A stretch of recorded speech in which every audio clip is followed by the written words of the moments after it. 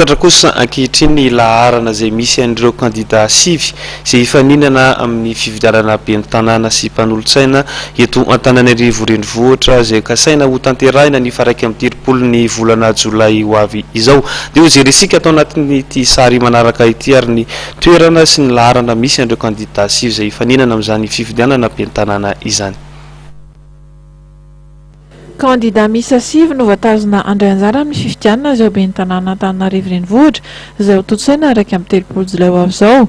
Notosaina itotoakandro io tetsy amin'ny Oveknansana tokoa ny fisarihana ireo laharana avy amin'ny bulletin sy eny amin'ny takelaka fametahana fisy. Nivoatra nandritra ny fotoana ary fa ny candidat Ravololomanana Lalatina no laharana voalohany, Ramanatsoa Ary Lala avy amin'ny Madavision faharoa, Ranaivo Andry na Andry Concept avy amin'ny stand-up tanàna fahatelo, ary manana Rary Hanosy avy amin'ny Antoko Aremany fahaefatra, Rajerson Véronique avy amin'ny UNRRM ny Tanàlana fahadimy, Valomanana Lalao avy amin'ny Antoko Tima ny fahaenina, Valomanana Hery avy amin'ny Iarivo mitabatra ny fahafito, Pastera Rakotoaritsifa Asina avy amin'ny Mamiminy fahavalo, ary Rakotondraza Filalatina avy amin'ny Freedom ny fahasivy.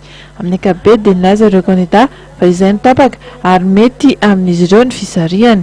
Sa ijoro ho an'ny tanàna Antananarivo, tsangana koa itsika tanora anoratra ny tantara ho an'ny tanànatsika. Tsy voatazona ho candidat kosa i Andry Njakarajoana avy amin'ny Otrikafa izay voalaza fa tsy nahafen'ny fepetrano takina no lavin'ny tribunal miady amin'ny fanjakana ny antotaratasiny. Nandritra ity fotoana ity ihany koa no nanomezany ovaika ireo toromarika madindinika ahafahan'ireo candidat miroso amin'ity fifaninana masina ity.